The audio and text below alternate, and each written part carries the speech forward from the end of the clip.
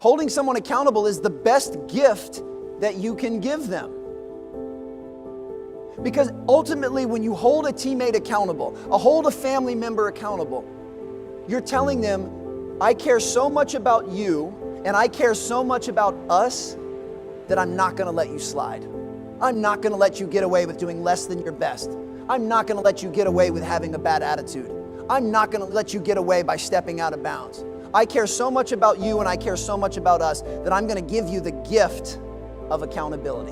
And ultimately, that's what accountability is. Accountability is a gift.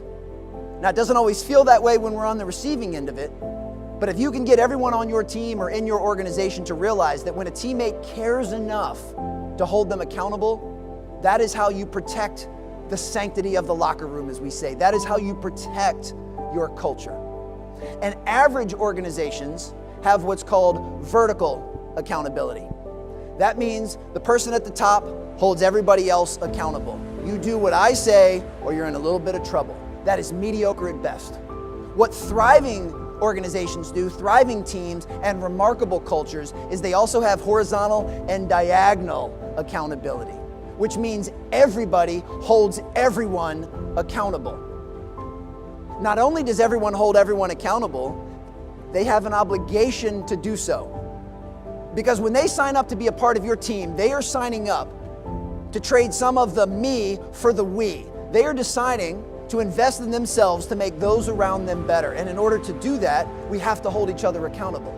Which means it does not matter where you fall on the org chart. If you are part of that team, you have a responsibility, you have a right, and you have an obligation to hold everyone else accountable to the collective standards that you've created.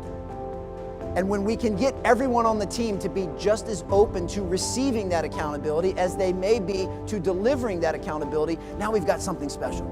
And what happens a lot of times when you're being held accountable by a teammate is we often make a complaint or we blame or we make an excuse. We resort and default to a trilogy of things that does not help the situation. So we need to make sure that we create a culture that embraces accountability as a great thing. See, a lot of people hear the word discipline. This happens a lot with children. Children hear the word discipline and they have a negative connotation of that word. They believe discipline means punishment. I don't believe that at all. I believe discipline is the key to freedom. That if you're willing to be highly self-disciplined, you can have anything and everything that you want in life if you're willing to exercise that. And I believe the same thing about accountability. Accountability is not just about catching people doing things wrong. It's also about catching your teammates doing things right. And when you catch them doing things right, you praise them, you acknowledge them, you call them out.